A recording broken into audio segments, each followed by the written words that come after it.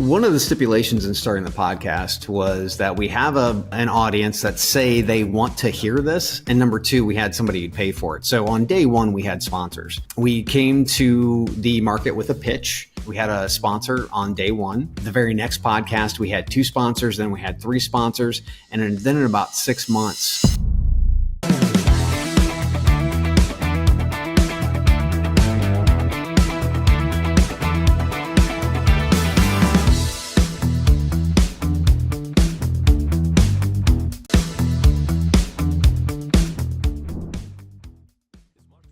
how did it all start? What did you do before you became a podcaster? And how did you get to that point? Yeah, it takes time. I mean, I talk to podcasters weekly who want to start a podcast or they want to know how to become, HR famous in our case, or famous in their specific industry. And it's a long road, man. It doesn't happen overnight. I mean, and I'm not saying this 7 years. I'm talking about before that. I've been in this industry for 25 years. Joel has been in my co-host has been in this industry for 25 years. We've done the work. We have the networks. We have the relationships. We have the history.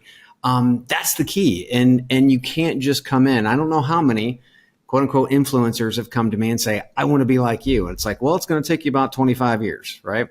But I mean, I was that person back in my 20s. And I was really shaped through my military career. And it wasn't really the discipline as much that I did need, but it wasn't the discipline as much as getting out of the country, for God's sakes. I was born and raised in Mansfield, Ohio.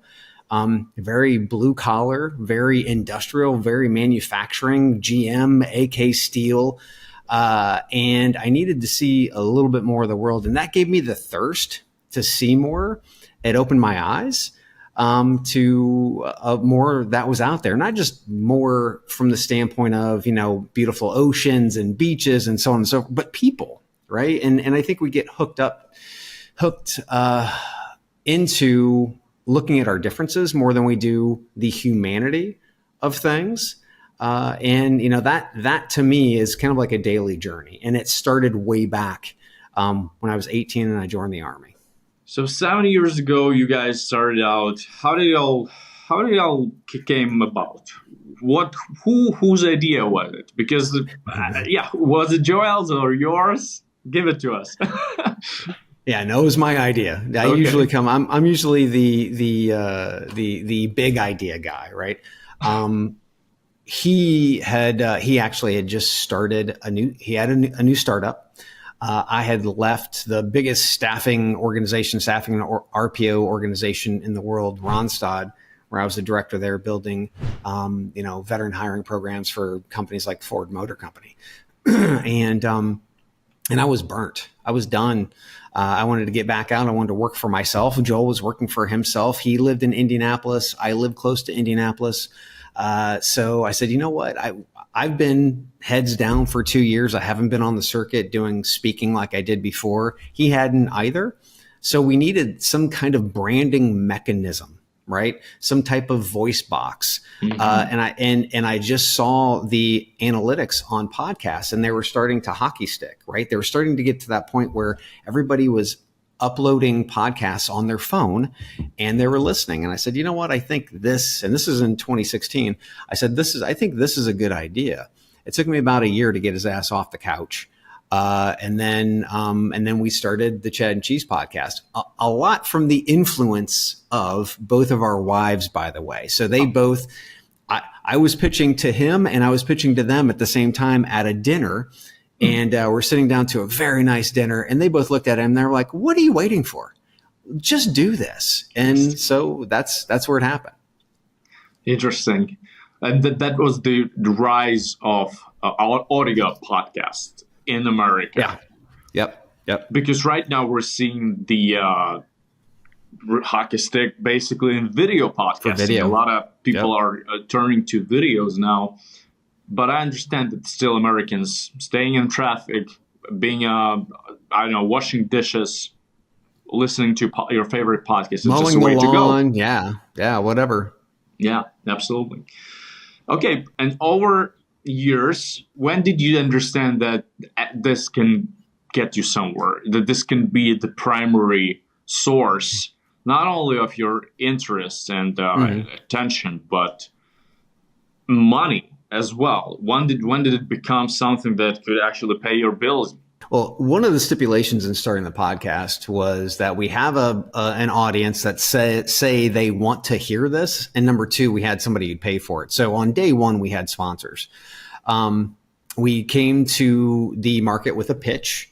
Again, like any startup would. So we always viewed the podcast as a startup business, right? We always did.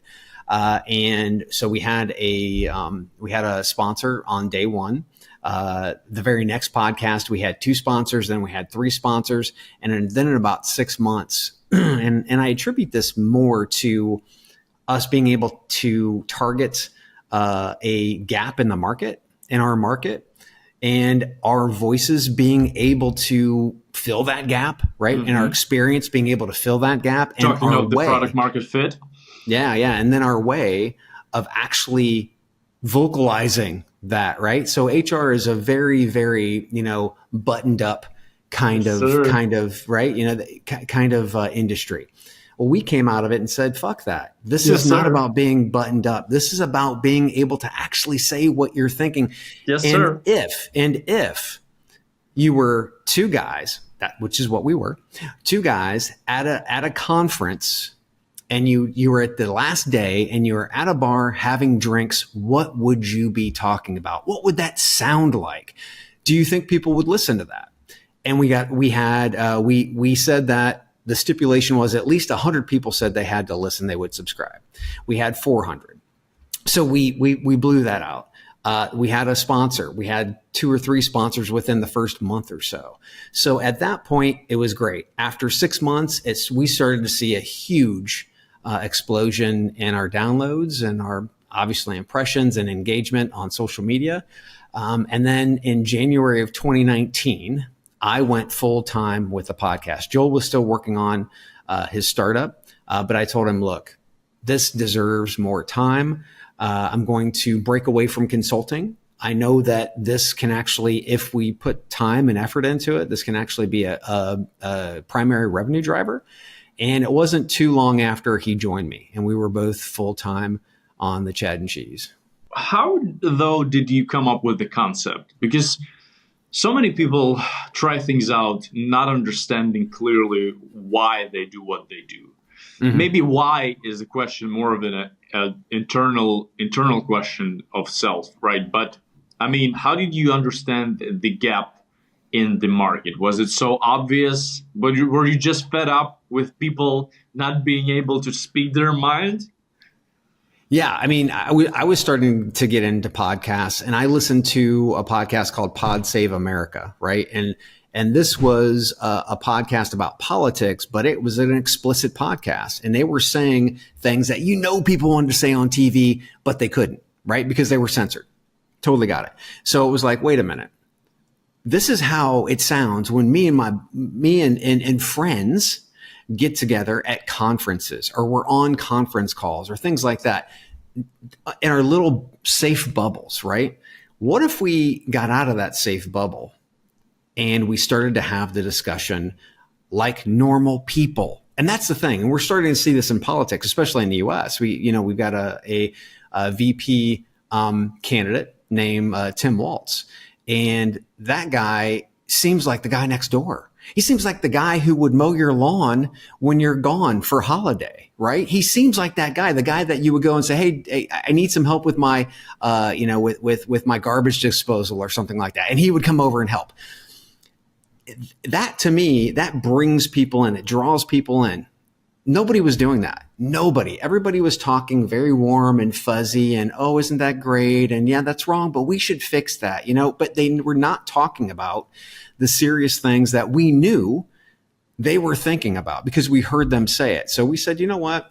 Let's just go ahead, start throwing F-bombs, start doing whatever we needed to do, just get our voice out there.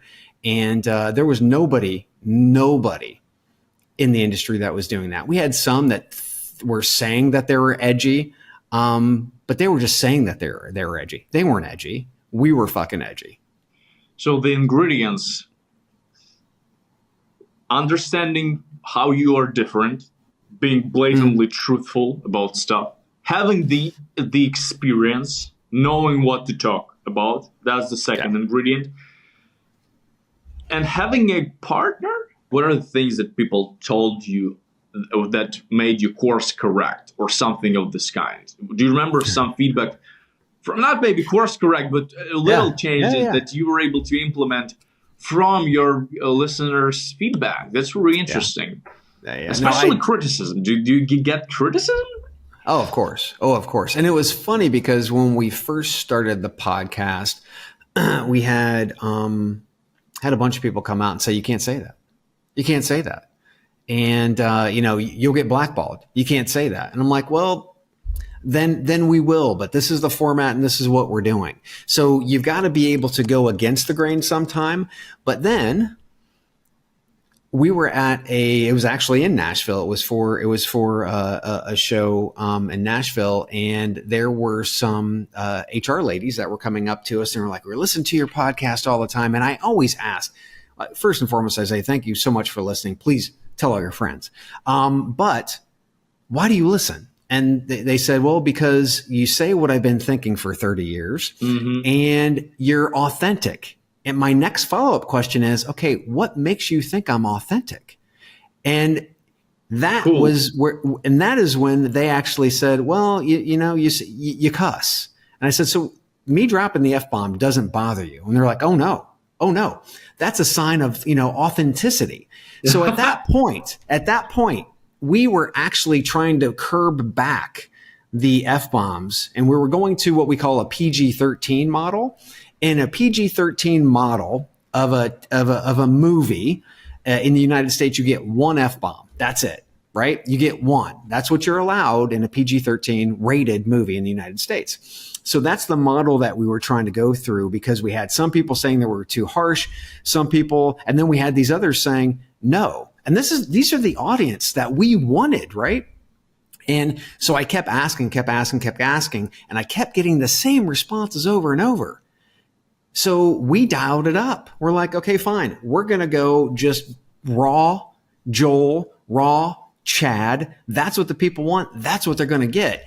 And that is when we really started to explode, because people could tell that we weren't holding back, and they don't want you to hold back.